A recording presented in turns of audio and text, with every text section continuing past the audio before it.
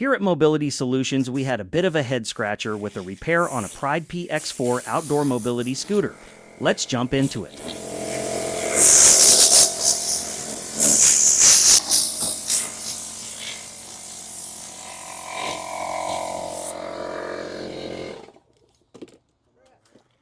Yeah.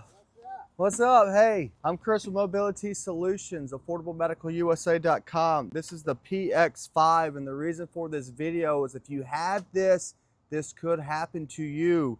And it kind of gave us a little, not a headache, but it took us some time to figure it out. The guy hasn't used it in a while. He has a couple different units left in his garage, and he didn't maintain the battery. So just remember, if you have a mobility scooter and you're just pulling it out for the first time in 6, 7, 8, in this case, in almost 9 months, make sure you maintain the batteries or they will go bad. The other thing is, if you are going to be using this off-road, which this thing can handle some off-road riding, this is a great mobility scooter, big tires, 500-pound weight capacity.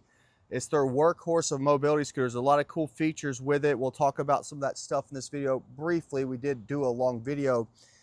But if it somehow just shuts down when you're riding, it trips. It's kind of like your light. If you're, your circuit breaker at your house, if you put too much power on that, sometimes stuff trips. That's the purpose of it. Now, this has a circuit breaker too, and a lot of mobility scooters do, and that sometimes is the reason for the problem. Well, where is the circuit breaker on this unit?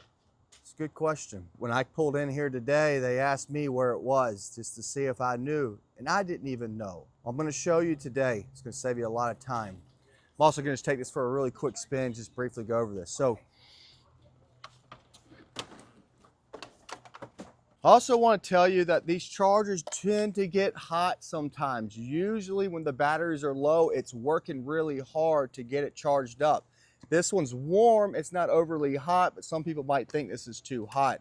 I don't think there's nothing wrong with the charger, and it's doing what it's supposed to do. The problem is these batteries probably need to be replaced. Again, there's 2 batteries inside of this thing, and if one goes bad, then you're just not going to get the distance you had. It's going to really drop really fast. You don't always see 2 batteries go bad because they're charged in series.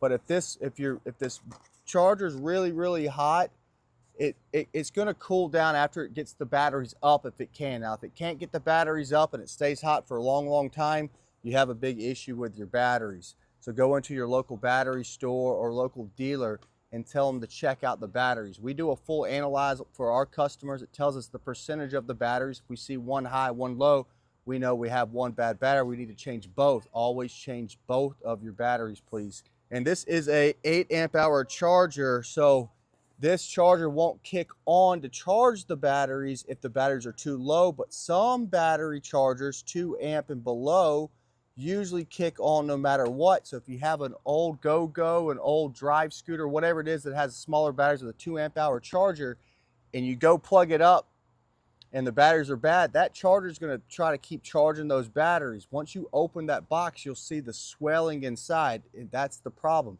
It can't charge the batteries up.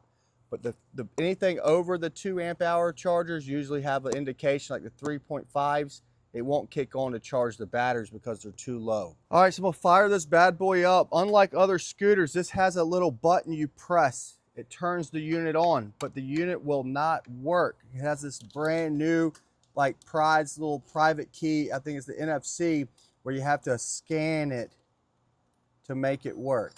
So that's really cool, because if you're worried about someone having the same key, a lot of mobility scooters, even different brands, sometimes have the same key. People always ask, why is my key the same as this one? Well, that's just kind of how it is, right? But this one does have more of the security, where this will only work for this unit. This is a 500-pound weight capacity. If you're looking for a big scooter, just remember, this thing's heavy. It's not something you're really going to want to travel too much with unless you have a big lift or a big truck or some type of vehicle that can support the weight of this thing. If you're looking for an outdoor scooter and you're a bigger person, or you just want a really nice unit, check this thing out. I like this over the Wrangler. Even though the Wrangler's rugged and big, I like this one better. It's easier to get on and off of. There's a less floor clearance so for your feet. So if you're looking for a scooter and you can't get your feet up, make sure you're looking at the deck height. That's kind of important for people that might have a certain condition that won't allow them to get their foot up. And there's plenty of leg room right here, and you can actually put your feet up here too. I also like how this comes back and forth to you. But I'm kind of jumping around too much, not trying to sell this scooter, just kind of tell you about it. If you already have this scooter, you're having this problem, it won't turn on. There's no power coming through here. You can check your multimeter, plug a multimeter in there if you have one. If you don't and you have a mobility scooter, I suggest buying one. They're cheap. Just get a cheap one, and we have a lot of videos that show you how to use it. And if you do have one and you call me, you need help with it, it really helps. This has a great horn, by the way. It really helps me figure out what could be wrong with the unit. 90% of the time, it's the batteries. Where are the batteries, you ask? Well, the batteries are under this seat, inside of this case. How do you get to it? Well, I'm going to show you that, but we're still trying to find the circuit breaker. Why did the circuit breaker pop? We don't know. If it's a continue thing, then you probably need to replace the circuit breaker or some other things. But why this one broke, not sure. But where is it? Sometimes you'll find, a lot of them you'll find up here at the front. There's just different places that you'll find them. Somewhere near the battery pack, where the batteries are, the circuit breaker is going to be. This does have the swivel seat, but it's right up in here, Louis, and you can't really see it. You can't really see it, but I'm going to take this seat off so you can. But if you don't have to take the seat off to push it. So if you come from the side, the right side of it, looking to the front, and you come down here behind these little lights, behind this battery pack, this is just a case, right up into this, you can feel it. You can feel a bubble. Press that down. You'll feel it if it's popped. Press it down. Let me take this seat off so I can show you that, and then also show you how to get to the batteries. All right, so to get to the batteries, you have to remove the seat. Most of the seats just pull straight up, but if it doesn't come right up, you maybe can mess with this. But what I would suggest is to try to pull it up first and try to come straight up with it. Don't come back at an angle to the side, left or right, forward. Pull it straight up. If you use this, this could prevent the seat post from coming off because it could get locked on these teeth. All right, now we can get to it a little bit better. So what I was pointing out to is this right here. It's a 70 amp hour circuit breaker, and it has a little plastic bubble on it. Just press it down and you should hear it click. If you've had this for a while, you need to replace the batteries because you don't have the travel distance. If you have to do it, this is how you do it. You take the seat off, you loosen these thumb screws, and if you don't have the strength in your hands, it does have a little nick, so you can use a flathead screwdriver. And here you go. Here is the batteries. So if you had to replace these batteries, it's really kind of easy, but you're going to need 12 volt, 75 amp hour batteries. Now, people say, can I convert it over to lithium phosphate? Yes, you can. Order those from whoever you like, maybe Dakota Battery. Just make sure you know the size of this battery. So you don't want to get something too big. And remember, these are 12 volt batteries. There's two to make a 24 volt system. So make sure if you do try to transfer it over, order the batteries the right size, and don't order a 24 volt battery pack, order the 12 volt, and then you need to convert the charger over to a lithium charger. They recommend to replace these every 3 to 5 years. Now, you might have to replace them before that, depends on how much you use it. Usually you get about 365 to 500 cycles out of deep cycle batteries, and you might not burn a cycle each time you use it. That's why it's important to charge it up each night after you get done using it, even for an hour, because you're trying to prevent from burning a cycle. Now, the reason why you could change this over to phosphate if you really want it to travel with this unit and your car can't support too much weight, because these batteries are about 43 pounds each. Phosphate batteries are much lighter, so that will reduce the weight. But to change these batteries, these are screw downs, so try to put screw downs in, because there might not be enough room in here for top post. It's very easy, and inside of here it shows you the setup. This is not hard to do, but if you feel like this is going to be difficult for you, I understand. Try to take it into someone, or have someone come out to do it. But if you did order batteries online, you just basically, you want screw downs, 12 volt, 75 amp, deep cycle batteries. Unscrew them right here. This just pulls right out on each side. You can just pull these out and just connect them the way they are. Take a picture if you want. This is your posts so you can make the seat height higher. This is 13-inch tires. They're air. There's spring shock suspensions on this bad boy. There's DOT lighting on this thing, so the lights are really, really good on this unit. All right, so I'm gonna put this seat back on and I'm gonna take it for a spin to see if I can get this breaker to trip on me. I'm gonna put it through a couple little tests just to see if I can get this thing to pop. If I don't, I feel like it's good. He just, you know, maybe got into a spot he shouldn't have been in. You have a horn, you have your blinkers, you have the lights. Horn's really loud. You have a digital dash that has your time, it has your speed, it has your mileage, it has your temperature, and it has your battery. And if this battery says 100%, it's not always accurate. Now, if that thing drops really low, very fast, we know we have an issue with the batteries. And again, you have the same stuff over here. Now, this is just a brake. You're not going to really use this. You can lock this if you want to, but I don't really mess with that. Here's your speed, slower, faster, and then you have your forward, your back, and now you can use this either way. And one thing I do like is this wraparound tiller. It's like, it's different, especially if you want to rest your arms on it. It's really cool. You do down here, you have your adjustable to bring this tiller back and forth to you.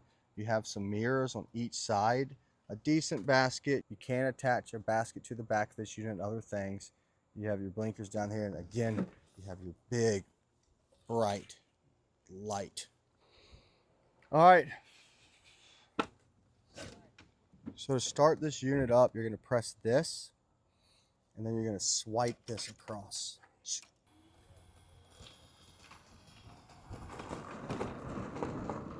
Super smooth.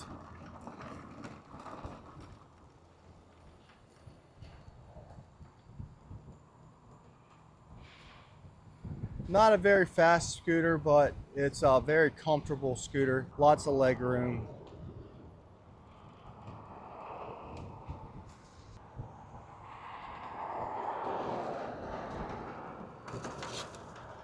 Let's go ahead and speed this thing up.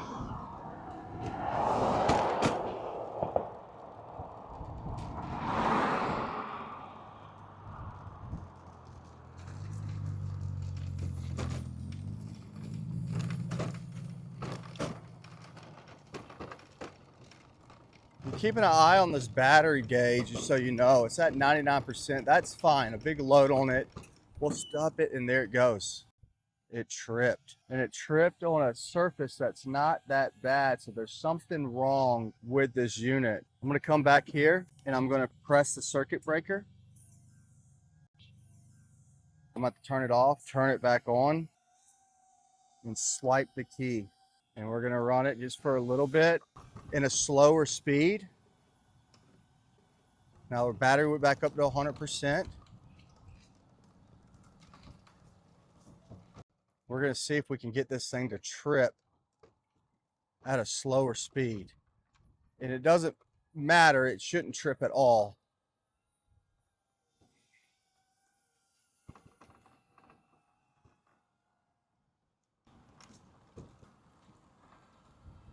And I'm taking this over some swells and some hills that this thing should easily make. Now, we did an incline test with this and it didn't do that well, but it can handle inclines, but it does have a sensor on it that will shut this thing down if you go up too steep of a hill.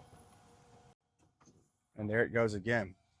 Completely blacked out. That can either be loose connections, but we know it's a circuit breaker, but it completely stopped. Get back down here and press this. I'm going to take this back to the shop and we're going to go ahead and replace that circuit breaker, and we're going to see if that's the reason for it messing up. Now, again, turn it off, turn it back on, and swipe the key.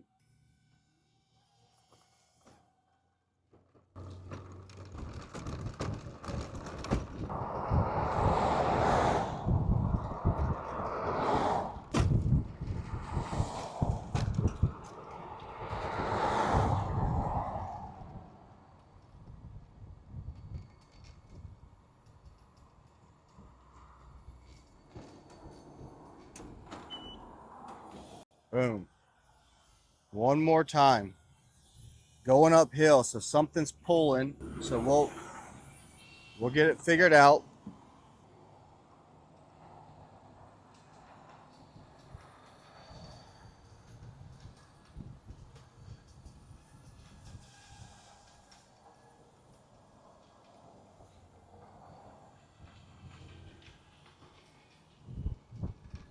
What's up? That scare you? Doing good.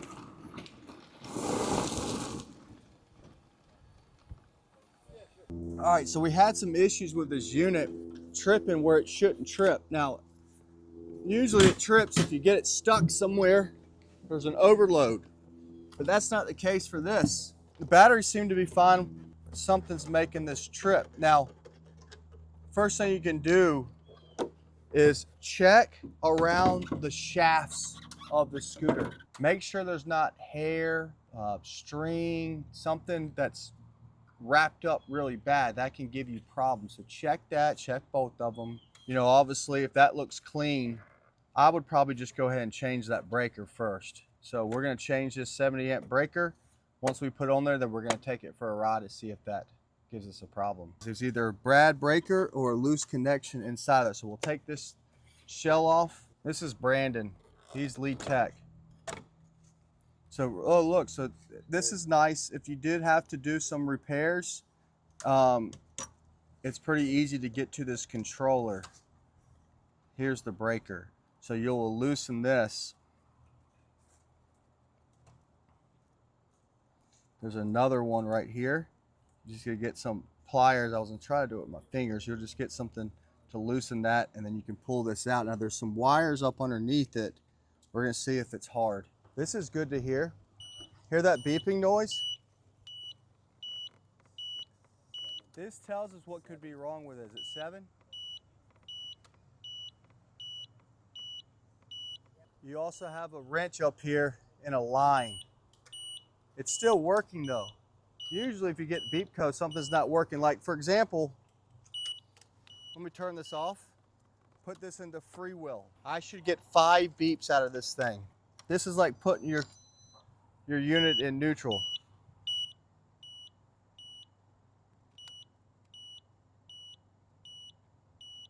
So if you get 5, we know what that is. It's just in free will. Usually what we tell you is, can you roll it?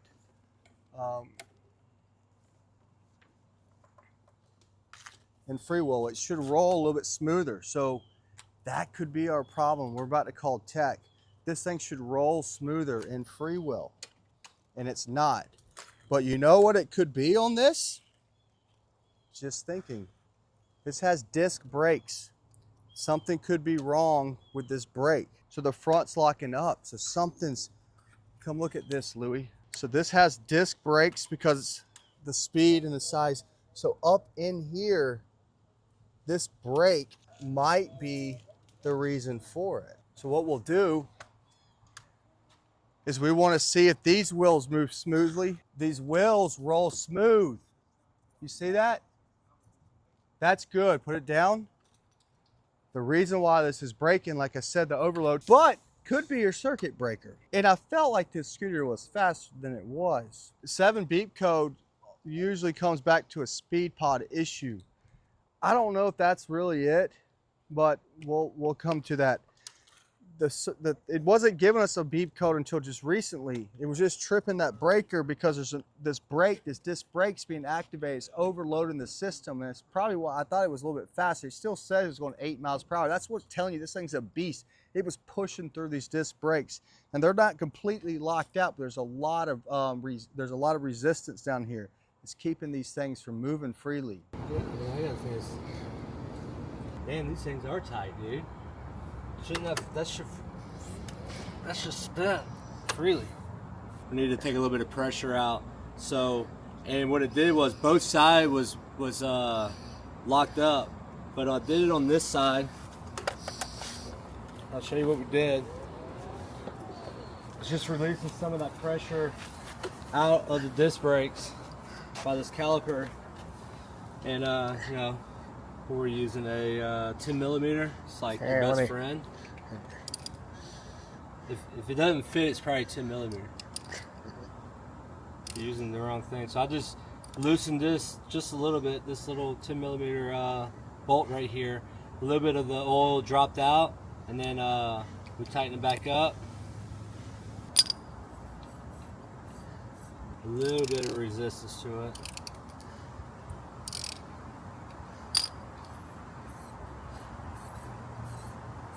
To get these wheels off, 13 millimeter.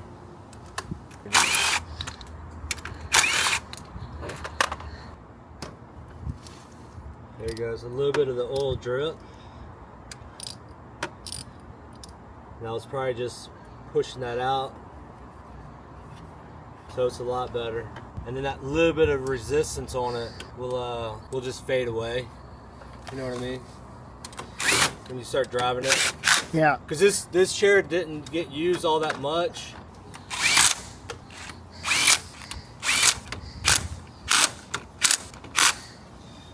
All right, I want to see your best pit crew impression. You see it?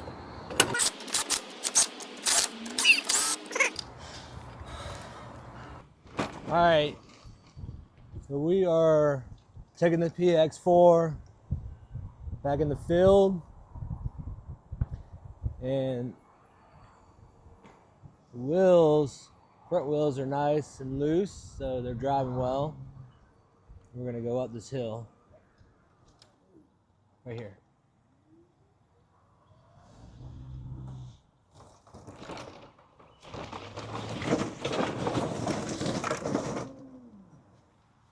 So we are stuck here.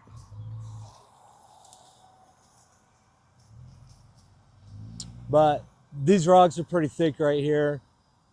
Probably not the best thing to drive through, but we wanted to put a lot of motion or a lot of force to see if that breaker would pop. And it's nothing to do with the motor or anything. It had everything to do with those front tires being too tight.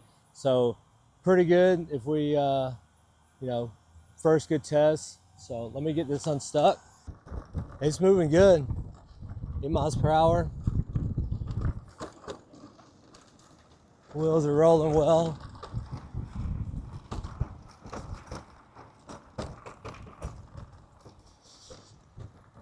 And I think by this time that breaker would have popped. So here's the issue is fixed. It's not fixed. It just turned off again. The brake was locking up, which was putting a lot of pressure, which broke the circuit breaker. So we'll replace the circuit breaker, fix the brakes, and we're ready to go.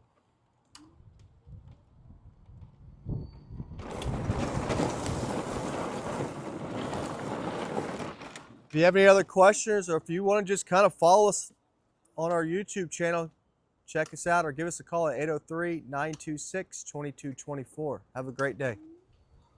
Thanks for watching today's repair video on the Pride PX4. Come back for future content, unboxing videos, ride-on tests, and more. And we will see you next time.